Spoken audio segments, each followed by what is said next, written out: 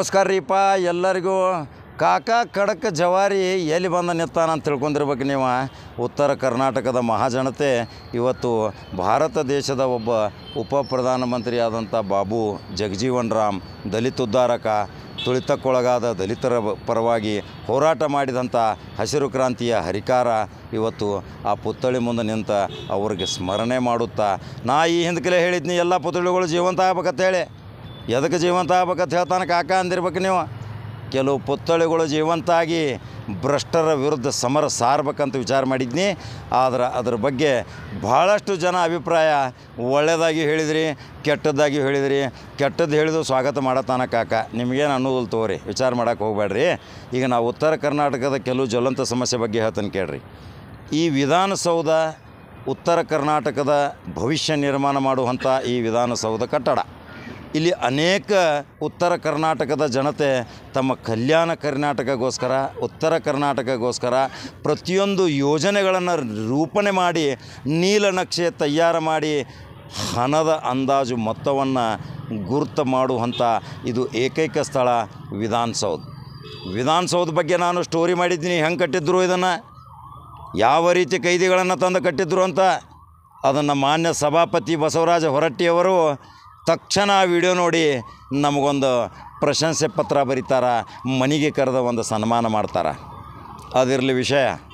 ನಾನು ಅನೇಕ ಬಾರಿ ಬೆಂಗಳೂರಿಗೆ ಬಂದ ತಕ್ಷಣ ಅನೇಕ ಚಿಂತನ ಮಂಥನಗಾರರ, ಒಳ್ಳೆಯ ಸಾಹಿತಿಗಳ, ಒಳ್ಳೊಳ್ಳೆಯ ಜನಾಭಿಪ್ರಾಯ ಉಳ್ಳಂಥ ಒಂದು ಕ್ರಾಂತಿ ಮಾಡುವಂಥ ಜನರನ್ನು ನಾನು ಸಂದರ್ಶನ ಮಾಡಿದೆ. ಅದರಲ್ಲಿ ಉತ್ತರ ಕರ್ನಾಟಕದವಳೆ ರಾಧಾ ಹಿರೇಗೌಡವಳೆ ಅಂತ ಒಂದು ಸುದ್ದಿ ಮಾಡಿದ್ದೆ. ರಾಧಾ ಹಿರೇಗೌಡರು ಯಾವ ರೀತಿ ಉತ್ತರ ಕರ್ನಾಟಕಕ್ಕೆ ಒಂದು ಜ್ವಲಂತ ಸಮಸ್ಯೆಗಳ ಬಗ್ಗೆ ಹೋರಾಟ ಮಾಡಕತ್ತಾಳ. ಅಲ್ಲೇ ಹುಟ್ಟಿ ಬೆಳೆದದ್ದ ತಂಗಿ ಇವತ್ತು ಅದೇ ರೀತಿ ರಮಾಕಾಂತು ಸಹಿತ TV5ದಿಂದ ನಾವು ನೇರ ಸಂದರ್ಶನ ಮಾಡಿ ಅದನ್ನು ಸಹಿತ ಬಿತ್ತರಣೆ ಮಾಡಿದೆ. ಅನೇಕ IAS ಅಧಿಕಾರಿಗಳನ್ನ ಭೇಟಿ ಮಾಡಿದೆ. ಮೊಹಮ್ಮದ್ ಮೋಸಿನ್ ಅವ್ರ ಜೊತೆ ಕಾರ್ಮಿಕ ಇಲಾಖೆಯಲ್ಲಿ ಕೆಲವು ಲೋಪದೋಷ ನಡೆಯಾಕತ್ತಾವ, ನೀವು ಭಾಳ ಖಡಕ್ ಅಧಿಕಾರಿ ಅದೀರಿ, ಖಡಕ್ ಜವಾರಿ ಕಾಕ ನಿಮ್ಮ ಮುಂದೆ ಬಂದಾನ, ಖಡಕ್ ಆದೇಶ ಮಾಡಿರಿ, ಬಡ ಜನರಿಗೆ ಉಪಯೋಗ ಆಗುವಂಥ ಯೋಜನೆಗಳನ್ನ ನಿರೂಪಣೆ ಮಾಡಿರಿ ಮೊಹಮ್ಮದ್ ಮೋಸಿನ್ ಅಂದ ತಕ್ಷಣ ಭಾಳ ಖುಷಿ ಆತ್ರಿ. ನೀವು ಹೇಳಿದ್ದಂಥೇಳಿ ವಿಚಾರ ವಿನಿಮಯ ಮಾಡಿದ್ದೀವಿ. ಅನೇಕ ಜಯರಾಮ್ ಬಗ್ಗೆ ಹೇಳಿದ್ದೀನಿ. ಜಯರಾಮ್ ಅವರು ಇಲ್ಲಿ ಮುಖ್ಯಮಂತ್ರಿಗಳ ಆಪ್ತ ಕಾರ್ಯದರ್ಶಿ. ಯಾವ ರೀತಿ ಜನ ಮುಖ್ಯಮಂತ್ರಿ ಪರಿಹಾರ ನಿಧಿಗೋಸ್ಕರ ಇಲ್ಲಿ ಅನೇಕ ಜ್ವಲಂತ ಆಸ್ಪತ್ರೆ ರೋಗ ನಿವಾರಣೆ ಆಗಲಾರ್ದ ಹಂಗೆ ಪರಿಸ್ಥಿತಿ ಇದ್ದಾಗ ಇಲ್ಲಿ ಬಂದು ಪರಿಹಾರ ಕೇಳ್ತಾರೆ, ಪರಿಹಾರ ಸಿಗ್ತೈತಿ. ಇದು ಒಂದು ಹೊಸ ಸರ್ಕಾರ ಆಮೆಗತಿಯಲ್ಲಿ ಸಾಗಾಕತ್ತೈತೆ ಅಂಥೇಳಿ ಆರೋಪ ಹೊರಿಸಿದರೂ ಸಹಿತ ನಾನು ಸ್ವತಃ ಬಂದು ಪ್ರತಿಯೊಂದು ಮಂತ್ರಿಗಳ, ಶಾಸಕರ ಜೊತೆ ಸಂದರ್ಶನ ಮಾಡಿ ಜನಾಭಿಪ್ರಾಯ ಸಂಗ್ರಹ ಮಾಡಿದಾಗ ಎಲ್ಲ ಚಲೋ ನಡೆದೈತಿ ಕಾಕ, ಹೊಟ್ಟೆ ಕಿಚ್ಚಲೆ ಹೇಳಾಕತ್ತಾರ ಅವರ, ಮಣ್ಣೆ ಹುಟ್ಟೈತಿ ಕೂಸ, ಇನ್ನೂ ದೊಡ್ಡ ಬೆಳೆದು ಹೆಮ್ಮರವಾಗಿ ಬೆಳಿತೈತಿ, ಒಳ್ಳೊಳ್ಳೆ ಕೆಲಸ ಮಾಡ್ತೈತಿ ಅಂಥೇಳಿ ಜೋಳದ ರೊಟ್ಟಿ ತಿಂದು ಅವ್ರು ಹೇಳ್ತಾರೆ ಗಟ್ಟಿ ಮುಟ್ಟಿ. ಇನ್ನು ಗೊಂಜಾಳ ರೊಟ್ಟಿಯವ್ರನ್ನ ಕೇಳಿ ಏನು ಹೇಳ್ತಾರೆ ಗೊತ್ತೈತೇನ್ರಿ, ಇನ್ನು ಭಾಳ ಗಟ್ಟಿ ಆಗೈತಿ, ಸರ್ಕಾರ ಭದ್ರ ಉಳಿತೈತಿ, ಸರ್ಕಾರ ಬಗ್ಗೆ ಏನು ನಮಗೆ ತಕರಾರಿಲ್ಲ, ಆದ್ರೆ ಶಾಸಕರ ಮಂತ್ರಿಗಳು ಮಾತ್ರ ತಕ್ಷಣ ಸಿಗಬೇಕಂತಾರೆ. ಅದರ ಸಲುವಾಗಿ ಇಲ್ಲಿ ಇಬ್ಬರು ವಿಚಾರ ವಿನಿಮಯ ಮಾಡುವಂಥ ವಿಚಾರ ಚಿಂತಕರು ಕುಂತಾರೆ. ಆ ಚಿಂತಕರು ಅಂತಲೇ ಹೊಂಟೇನ್ರಿ. ಈಗ ಆ ಚಿಂತಕರು ಯಾರು ಅನ್ನೋದು ಭಾಳ ನಿಮಗೆ ಕುತೂಹಲ ಆಗ್ತಿರ್ಬೇಕು. ಒಂದು 4 ನಿಮಿಷ ವಿಡಿಯೋ ಐತಿ. ಯಾವಾಗಲೂ ಸಮಾಧಾನದಿಂದ ವಿಡಿಯೋಗಳು ನೋಡ್ರಿ, ವಿಷಯವನ್ನು ಅರ್ಥ ಮಾಡ್ಕೊಂಡು ಮತ್ತೊಬ್ಬರಿಗೆ ತಿಳಿಸ್ರಿ ಕಾಕ ಏನು ಹೇಳ್ತಾನೆ ಅನ್ನೋದು.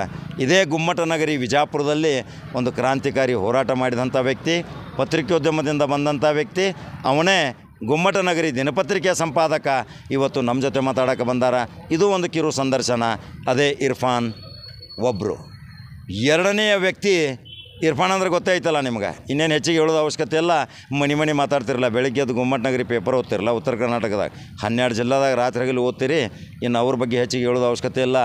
ಎರಡನೇ ವ್ಯಕ್ತಿ doctor Ajay Singh smart hero ಅಂತ ಹೇಳಿರಲ್ಲ, ಶಾಸಕ ಧರಮ್ ಸಿಂಗ್ ಅವ್ರ ಸುಪುತ್ರ, ಅವರ ಕ್ಷೇತ್ರದ ಒಬ್ಬ ಉತ್ತರ ಕರ್ನಾಟಕದ ಪ್ರಭಾವಿ ನಾಯಕ, ಒಳ್ಳೆಯ ಶಿಕ್ಷಣ ತಜ್ಞ, ಉನ್ನತ ಸ್ನಾತಕೋತ್ತರ ಪದವಿ ಪಡೆದಂಥ ವ್ಯಕ್ತಿ. ಅನೇಕ ಸಾಮಾಜಿಕ ಚಟುವಟಿಕೆ ಮುಖಾಂತರ ಅನೇಕ ಸಂಘ ಸಂಸ್ಥೆಗಳ ಜೊತೆ ಕೂಡಿ ಸಂಬಂಧ ಬೆಳೆಸಿ ಇವತ್ತು ಭಾವ್ಯಕತೆಯ ಒಂದು ಕ್ರಾಂತಿ ಮಾಡುವಂಥ ಅದೇ ಜವಾರಿ ಉತ್ತರ ಕರ್ನಾಟಕದ ನಮಗೆ ಮೆಹಬೂಬ್ ಮುಲ್ಲಾ ಅವರು ಆಕಸ್ಮಿಕ ಸಿಕ್ಕಿದ್ದಾರೆ. ಇದೊಂದು ವಿನಿಮಯ ಆಗೈತಿ. ಈಗ ನಾನು ಗುಮ್ಮಟ ನಗರಿ ಸಂಪಾದಕರನ್ನ ಕರಿತೀನಿ, ಬನ್ರಿ ಸಾಹೇಬ್ರ, ಏನೋ ಒಂದು ಕಡಕ ಜವಾರಿ ಕಾಕ ಆಕಸ್ಮಿಕ ನಿಮಗೆ ಸಿಕ್ಕಾನ, ಅವ್ರ ಜೊತೆ ಮೆಹಬೂಬ್ ಮುಲ್ಲಾ ಅವರು ಬರಾಕತ್ತಾರ, ಅವರು ಪಾಪ ಎಲ್ಲ ಕೆಲಸ ಬಿಟ್ಟು ಒಂದು 10 ನಿಮಿಷ ನನ್ನ ಜೋಡಿ ಟೈಮ್ ತಕ್ಕೋರಿ ಅನ್ನಂತಲೇ ಇವತ್ತು ಬಂದಾರ ನೋಡ್ರಿ. ಗುಮ್ಮಟ ನಗರಿ ಅವ್ರಿಗೆ ಒಂದು ಪ್ರಶ್ನೆ ಕೇಳ್ತೀನಿ, ಯಾವಾಗ ಬಂದಿರಿ ಗುಮ್ಮಟ ನಗರಿ ಅವರು? ಇರ್ಫಾನ್ ಅವರ ಅನೇಕ ಸಾಮಾಜಿಕ ಚಟುವಟಿಕೆ ಮುಖಾಂತರ ಬಂದಿರಿ, ಅನೇಕ ಸೋಷಿಯಲ್ ಆ್ಯಕ್ಟಿವಿಟೀಸ್ ಮಾಡಿದಿರಿ, ಅನೇಕ ಪ್ರಕರಣಗಳನ್ನ ಎದುರಿಸಿದಿರಿ, ಅನೇಕ ನಿಮ್ಮನ್ನು ನೋವು ಮಾಡುವಂಥ ಕೃತ್ಯಗಳನ್ನು ಮಾಡಿದರೂ ಸಹಿತ ಛಲ ಬಿಡದೆ ತ್ರಿವಿಕ್ರಮಣಂತೆ ಪತ್ರಿಕೋದ್ಯಮದಲ್ಲಿ ಒಂದು ಕ್ರಾಂತಿ ಮಾಡುವಂಥ ಒಂದು ಮೈಲುಗಲ್ಲ ಸಾಧಿಸಿ ಈಗ ರಾಜಧಾನಿಗೆ ಕಾಲ ಹಾಕಾಕತ್ತೀರಿ ಅಂದ ಮೇಲೆ ಏನಾರ ವೈಶಿಷ್ಟ್ಯ ಇರ್ಬೇಕಿರಲ್ಲ. ಹಾಗಾದ್ರೆ ಉತ್ತರ ಕರ್ನಾಟಕದ ಖಡಕ್ ಭಾಷೆದಾಗ ಹೇಳ್ತೀರಿ? ನಾವು ಮೊದಲೇ ಮಾತು ನಂಬರ್ 1 ಚಾನಲ್ ಏನು ನೀವು ನಡೆಸತ್ತೀರಿ, ಅದಕ್ಕೆ ಅಭಿನಂದನೆ ಸಲ್ಲಿಸ್ತೀವಿ. ಯಾಕಂದ್ರೆ ಉತ್ತರ ಕರ್ನಾಟಕದ ಭಾಷೆಯಲ್ಲಿ ಖಡಕ್ಕಾಗಿ ಮಾತಾಡುವಂಥ ಧ್ವನಿ ನಮ್ಮದು ನಂಬರ್ 1 ನ್ಯೂಸ್ ಚಾನಲ್ ಮುಖಾಂತರ ಆಗ್ಯದ. ಈ ಪ್ರಚಾರ ಇಲ್ಲಿ ಕೆಲವೊಂದು ತಾಸು ನಿಮ್ಮ ಜೊತೆಯಲ್ಲಿ ನಾನು ತಿರುಗಾಡಿದಾಗ ನೋಡಿದೆ, ಎಲ್ಲಿ ಬೇಕಾದ್ರೆ ಖಡಕ್ ಜವಾರಿ ಕಾಕ ಹೊಂಟಾರ, ಖಡಕ್ ಜವಾರಿ ಕಾಕ ಹೊಂಟಾರ. ಏನಪ್ಪ ಇದು ಇಷ್ಟು ಪ್ರಚಾರ ಬೆಂಗಳೂರಲ್ಲಿ ನಮ್ಮ ಜನ ನೋಡಿದ್ರೆ ಅದಕ್ಕೆ ಭಾಳ ಮಾರಿ ಹೋಗ್ಯಾರ. ಈ ಸುದ್ದಿವಾಹಿನಿ ಇನ್ನೂ ಬೆಳಿಬೇಕಂತೇಳಿ ನಾನು ಶುಭ ಹಾರೈಸುತ್ತಾ, ಇವತ್ತು ಏನು ಈ ಉತ್ತರ ಕರ್ನಾಟಕದ ಜ್ವಲಂತ ಸಮಸ್ಯೆಗಳದಾವ, ಅದರೊಳಗೆ ಮುಖ್ಯವಾಗಿ ನಿಮಗೆ ಹೇಳ್ಬೇಕಂದ್ರೆ, ನೀವು ನನ್ನ ಬಗ್ಗೆ ಭಾಳ ಹೆಮ್ಮೆಯಿಂದ ನನ್ನ ಬಗ್ಗೆ ನಾನು ನಿಮಗೆ ಯಾವುದೂ ವಿಷಯ ಹೇಳಲಿಲ್ಲ, ಬಟ್ ನೀವು ತಿಳ್ಕೊಂಡು ನೀವು ಈ ಥರ ನನಗೆ ಪ್ರೋತ್ಸಾಹ ನೀಡಿದ್ರಿ. ಏನೇನು ಆಗ್ಯದ, ಈಗ ನಮ್ಮ ಸರ್ಕಾರ ಬಂದದ. ನಮ್ಮ ಸರ್ಕಾರ ಅಂದ್ರೆ ನಾನು ಒಬ್ಬ ಪೊಲಿಟಿಷಿಯನ್ ಆಗಿ, ಪತ್ರಕರ್ತನಾಗಿ, ಒಬ್ಬ ಸಂಘಟನೆಯಲ್ಲಿ ಗುರುತಿಸ್ಕೊಂಡು ಸುಮಾರು 20 ವರ್ಷಗಳಿಂದ ನಾನು ಇದೇ ಫೀಲ್ಡಲ್ಲಿ 3 ಫೀಲ್ಡ್ ಒಂದಕ್ಕೊಂದು ಟಚ್ ಇರೋದರಿಂದ ಸುಮಾರು ಈಗ 5 ವರ್ಷ 8 ತಿಂಗಳಿಂದ ರಾಜಕೀಯ ಕ್ಷೇತ್ರಕ್ಕೆ ಬಂದಿರೋದ್ರಿಂದ ಅಲ್ಲಿಯೂ ಕೂಡ ಒಳ್ಳೆ ಕಾರ್ಯ ಮಾಡಬೇಕು, ಸರ್ಕಾರಕ್ಕೆ ಇದು ಮಾಡಬೇಕು, ಕಾಂಗ್ರೆಸ್ ಪಕ್ಷವನ್ನು ಗಟ್ಟಿಗೊಳಿಸ್ಬೇಕಂತೇಳಿ ಬಂದು ಈಗ ಸರ್ಕಾರ ಬಂದಿದೆ. ಕಾಂಗ್ರೆಸ್ ಸರ್ಕಾರ, ಸಿದ್ದರಾಮಯ್ಯನವರ ಸರ್ಕಾರ ಭಾಳ ಒಳ್ಳೆಯ ಸರ್ಕಾರ. ಇದು ಅಹಿಂದ ಸರ್ಕಾರ, ಅಹಿಂದ ಜನರಿಗೆ ಅನುಕೂಲ ಆಗುವಂಥ ಹಾಗೂ ಸರ್ವ ಸಮಾಜದ ಬೆಳವಣಿಗೆಗಾಗಿ ಶ್ರಮಿಸುತ್ತಿರುವ ಸರ್ಕಾರ ಆಗಿರೋದ್ರಿಂದ ಇದಕ್ಕೆ ನಾನು ಸರ್ಕಾರಕ್ಕೂ ಕೂಡ ಈಗ ಕೇವಲ 3 ತಿಂಗಳಾಗಿದೆ ಸರ್ಕಾರ ಆಗಿ, ಇನ್ನೂ 4.5 ವರ್ಷ ಬಾಕಿ ಇದೆ. ಅಷ್ಟರೊಳಗೆ ಸರ್ಕಾರ ಒಂದು ಕ್ರಾಂತಿಕಾರಿಯಾದಂತಹ ಸ್ಟೆಪ್ಗಳನ್ನು ತೆಗೆದುಕೊಂಡು ರಾಜ್ಯಕ್ಕೆ, ರಾಷ್ಟ್ರಕ್ಕೆ ಮಾದರಿಯಾಗುವಂಥ ಸರ್ಕಾರ ಇದಾಗಲಿದೆ. ಅದರೊಳಗೆ ನಾನು ವಿಶೇಷವಾಗಿ ನಮ್ಮ ಉತ್ತರ ಕರ್ನಾಟಕಕ್ಕೆ ಏನು ಬೇಡಿಕೆ ಇಡ್ತೀನಿ ಅಂದ್ರೆ, 600-700 ಕಿಲೋಮೀಟ್ರ್ ದೂರದಿಂದ ನಾವು ಇಲ್ಲಿ ಬರಬೇಕಾಗ್ಯದ. ನಮಗೆ ಆಲ್ರೆಡಿ ಈಗ ವಿಧಾನಸೌಧ, ಸುವರ್ಣಸೌಧ ಅದ ಬೆಂಗಳೂರೊಳಗೆ, ಅಲ್ಲಿ 1 ವಾರ ಅಥವಾ 1 ತಿಂಗಳ, ವರ್ಷಾನುಗಟ್ಟಲೆ ಅಲ್ಲ, ತಿಂಗಳೊಳಗೆ 1-2 ದಿವಸ ಅಲ್ಲಿ ಮಂತ್ರಿಗಳು, ಅಲ್ಲಿ ಶಾಸಕರು ಅಥವಾ ಒಂದು ಟೈಮಿಂಗ್ ಫಿಕ್ಸ್ ಮಾಡಿರಿ, ಅಲ್ಲಿ ಆಫೀಸ್ಗಳನ್ನು ಮಾಡಿರಿ, ಅಲ್ಲಿ ಒಂದು ಆಫೀಸ, ಅಲ್ಲೇ ಜನ, ಹಳ್ಳಿ ಜನ, ಮುಗ್ಧ ಜನರು, ಅಲ್ಲಿ ತುಳಿತಕ್ಕೊಳಗಾದಂಥವ್ರು, ಕೆಲಸ ಇದ್ದವರು, ಆಫೀಸರ್ಗಳು, ಇವರೆಲ್ಲರೂ ಬರಲಿ, ಅಲ್ಲಿ ಕೆಲಸ ಮಾಡ್ಕೊಳ್ಳಿ, ಇದು ನಾವು ಆಸೆ ಬಯಸ್ತೀವಿ. ಅಲ್ಲಿ ಯಾಕಂದ್ರೆ ಏನು ಅಹವಾಲು ತೊಗೊಂಡು ಇಷ್ಟು ದೂರ ಬರ್ಬೇಕಂದ್ರೆ ಸುಮಾರು ಇಲ್ಲಿ ಬರೋಕೆ ಹೋಗೋಕೆ ಒಂದು 2,000 ರೂಪಾಯಿ ಗಾಡಿ ಖರ್ಚದ, ಇರ್ಲಾಕೆ 1,000 ರೂಪಾಯಿ, ಒಂದು 3-4-5,000 ರೂಪಾಯಿ ಹೋಗ್ತಾವೆ ಇಲ್ಲಿ ಫಿಕ್ಸ್. ಆ 5,000 ರೂಪಾಯಿ ಅಲ್ಲಿ ಉಳಿತದ. ಅಲ್ಲೇ ಟಿಕೆಟ್ ಮುಂಜಾನೆ ಬಂದು ಸಂಜೆಗೆ ಹೋಗಿಬಿಡ್ತಾರೆ ಮಂದಿ. ಏನು ಅಹವಾಲು ತಂದಿರ್ತಾರೆ, ಅರ್ಜಿ, ಪರಿಹಾರ ನಿಧಿ, ನೌಕರಿದು ಏನು ಸಮಸ್ಯೆ ಇರ್ತದೆ, ಅಥವಾ ಬೇರೆ ಬೇರೆ ಸರ್ಕಾರದ ಮಟ್ಟದಲ್ಲಿ ಆಗುವಂಥ ಸಣ್ಣ ಪುಟ್ಟ ಶಾಸಕರಿಗೆ ಭೇಟಿಯಾಗಿ ಇಲ್ಲಿ ಮಂತ್ರಿಗಳನ್ನು ಭೇಟಿ ಆಗುವಂಥ ಅವಕಾಶ ಸಿಗ್ತದೆ. ಸೊ ಅದನ್ನು ಅಲ್ಲಿ ಬೆಳಗಾವಕ್ಕಾಗಲಿ ಅಥವಾ ಕ್ಷೇತ್ರಕ್ಕೆ ಇಡೀ ತಿಂಗಳಲ್ಲಿ 1 ದಿನ ಕಂಪಲ್ಸರಿಯಾಗಿ ಮಾಡಿ, ಯಾವ ದಿನ ಅನ್ನೋ TP ಫಾಲೋ ಮಾಡಬೇಕು. ಕೆಲವೊಬ್ಬರು ನಮ್ಮ ಸತೀಶ್ ಜಾರಕಿಹೊಳಿ ಅವರಾಗಲಿ, MB ಪಾಟೀಲ್ ಸಾಹೇಬರಾಗಲಿ ಹೆಂಗೆ TP ಫಾಲೋ ಮಾಡ್ತಾರೆ, ಅದೇ ಥರನಾಗಿ ಇನ್ನುಳಿದವರು TPಯನ್ನು ಹಾಕ್ತಾಯಿದ್ರೆ TP ಫಾಲೋ ಜನ ಮಾಡಿ ಅಲ್ಲಿ ಬಂದು ಭೇಟಿ ಆಗ್ತಾರೆ ಅಂತೇಳಿ ಹೇಳ್ತೀನಿ. ನೋಡ್ರಿ, ಮಣದಾಳದ ಮಾತುಗಳನ್ನು ಹೇಳಕತ್ತಾರ ಜವಾರಿ, ಉತ್ತರ ಕರ್ನಾಟಕದ ಒಬ್ಬ ಪತ್ರಿಕಾ ಸಂಪಾದಕ. ಯಾವ ರೀತಿ ವಿಧಾನಸೌಧದಿಂದ ಉತ್ತರ ಕರ್ನಾಟಕದವ್ರಿಗೆ ತೊಂದರೆ ಆಗ್ತೈತಿ, ಹಣ ಖರ್ಚು ವ್ಯವ ಆಕೈತಿ, ಕೆಲಸ ಆಗಲಿ ಅಂದ್ರೆ ಮಕ್ಕಳ ಪರಿಸ್ಥಿತಿ ಬರ್ತೈತಿ. ಆ ಬಡತನದ ಪರಿಸ್ಥಿತಿ ಸಲುವಾಗಿ ವಿಧಾನಸೌಧ ಹೋಗ್ಬೇಕಾದ್ರೆ ಒಂದು ಭಾಳ ದೊಡ್ಡ ಮೈಲಿಗಲ್ರಿ. ಇದೊಂದು ಹೋರಾಟನ ರೀ. 600-700 ಕಿಲೋಮೀಟರ್ದಿಂದ ಬರುವುದು ಇದು. ಅನೇಕ ಸಾರಿ ನಾನು ವಿಡಿಯೋ ಮುಖಾಂತರ ಹೇಳಿದ್ದೀನಿ, ಸುವರ್ಣಸೌಧಕ್ಕೆ ಏನಾದರೂ ಒಂದು ಕಾಯಕಲ್ಪದ ಒಂದು ಶಕ್ತಿ ಕೊಡ್ರಿ, ಅದನ್ನು ಶಕ್ತಿ ಕೇಂದ್ರ ಮಾಡಿರಿ ಅಂತೇಳಿ, ಬೆಳಗಾವಿ 2ನೇ ರಾಜಧಾನಿ ಮಾಡಿರಿ ಅಂತೇಳಿ ಲಬ್ ಹೊಯ್ಕೊಂಡ್ರಿ. ಪ್ರತಿಯೊಬ್ಬರು ಇದಕ್ಕೆ ಹೇಳಕತ್ತಾರ, ಕಾಕ ಹೇಳಕತ್ತೀನಿ ಅಂಥೇಳಿ. ಈಗ ಭಾಳ ಸ್ಪೀಡಾಗಿ ಜನ ಪ್ರತಿಯೊಬ್ಬರು ಅರ್ಥ ಮಾಡ್ಕೊಳತ್ತಾರ, ಇದು ಸುವರ್ಣಸೌಧ ಶಕ್ತಿ ಕೇಂದ್ರ ಆಗಬೇಕಂತೇಳಿ. ಅದೇ ಮತ್ತೊಬ್ಬರು ಅತಿಥಿ ಬಂದಾರ್ರಿ, ಉತ್ತರ ಕರ್ನಾಟಕದ ಒಬ್ಬ ಪ್ರಭಾವಿ ನಾಯಕ, ಸ್ನಾತಕೋತ್ತರ ಪದವಿ ಅಂತ ಹೇಳಿದ್ನಿ. ಅನೇಕ ಅವರು ಹೋರಾಟದ ಮುಖಾಂತರ ಬಂದವ್ರ, ಅವ್ರ ಬಾಯಿಂದ, ಅವ್ರ ಮಾತಿನಿಂದ ಕೇಳೋನಲ್ರಿ.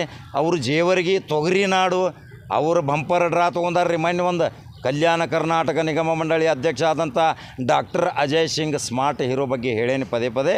ಈಗ ಅವ್ರ ಆತ್ಮೀಯ ಸ್ನೇಹಿತರು ರೀ ಅವ್ರ ಜೊತೆನೇ ಒಡನಾಟಿ ಸಂಬಂಧ. ಯಾಕಂದ್ರೆ ಅವ್ರನ್ನ ಆರಿಸಿ ತಂದಾರೆ ರಾತ್ರಿ ಹಗಲು ದುಡ್ದು. ಹಂಗಾದ್ರೆ ಅವ್ರು ಏನು ಹೇಳ್ತಾರೆ ಕೇಳೋನಲ್ರಿ.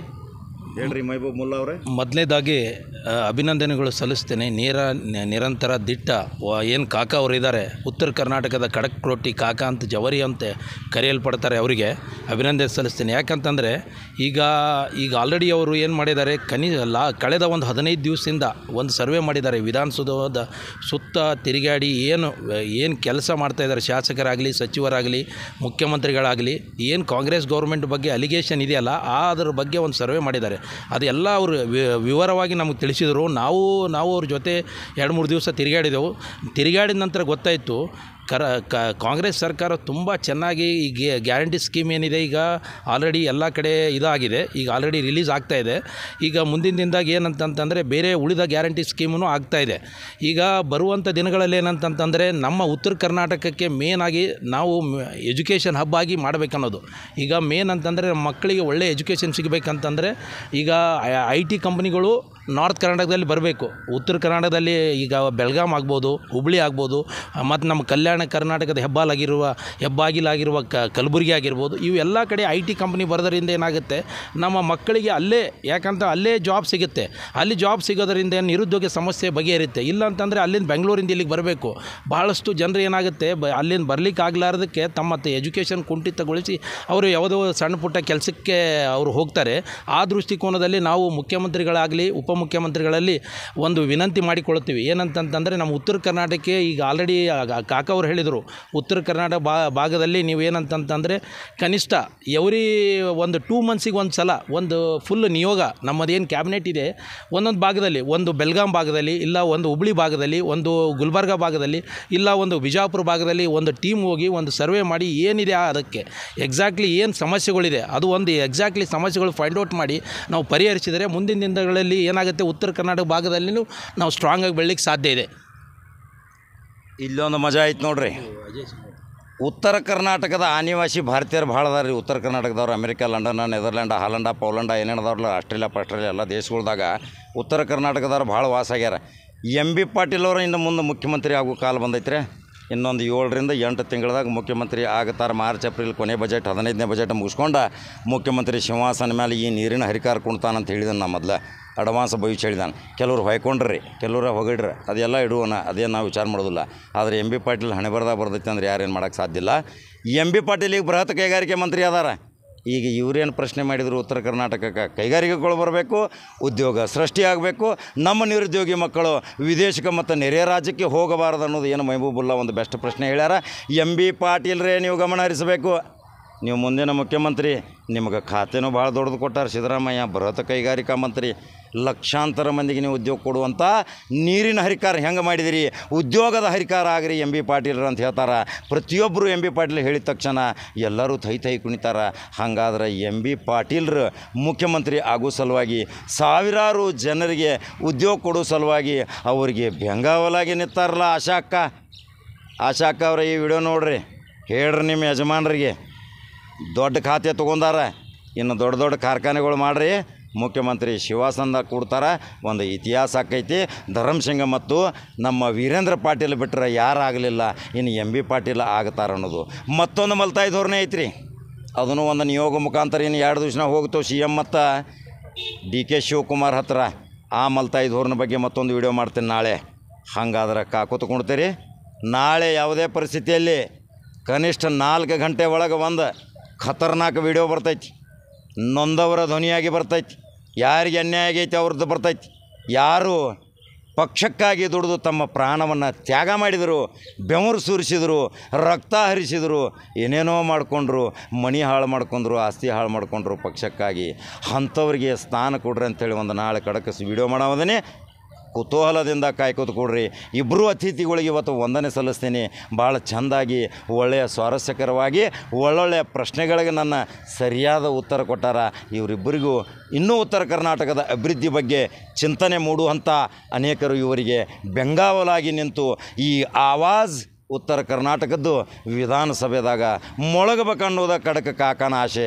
ಕಡಕ ಕಾಕಂದು ಒಂದು ದೊಡ್ಡ ಆಸೆ ಐತಿ ರೀ, ಉತ್ತರ ಕರ್ನಾಟಕ ಪ್ರತ್ಯೇಕ ಆಗಬೇಕು ಅಂತ ಹೇಳಿದನ್ನ 40 ರಾಜ್ಯ ಮಾಡ್ತಾನೆ ಅಂತೇಳಿ ಮೋದಿ ಹೇಳೇ ಬಿಟ್ಟಾರ. ಇನ್ನು 40 ರಾಜ್ಯದಾಗ ಉತ್ತರ ಕರ್ನಾಟಕ ಪ್ರತ್ಯೇಕ ಆಕೈತಿ. ಹಾಗಾದ್ರೆ ಅಖಂಡ ಕರ್ನಾಟಕ ಹೊಡಿದು ಬೇಡ ಅಂದ್ರೆ ಶಕ್ತಿ ತುಂಬಿಡ್ರಿ ಸುವರ್ಣ ಕರ್ನಾಟಕಕ್ಕೆ, ಒಂದೇ ಇರುವತ್ತಕ್ಕ ನಾವು ಎರಡಕ್ಕೂ ತಯಾರಿದೆವು. ಬರಲ್ರಿ. ಹಂಗಾದ್ರೆ ನಂಬರ್ 1 ಚಾನಲ್ ಫಾಲೋ ಮಾಡ್ತೀರಿ, ಲೈಕ್ ಮಾಡ್ತೀರಿ, ಶೇರ್ ಮಾಡ್ತೀರಿ. ನಮಸ್ಕಾರ.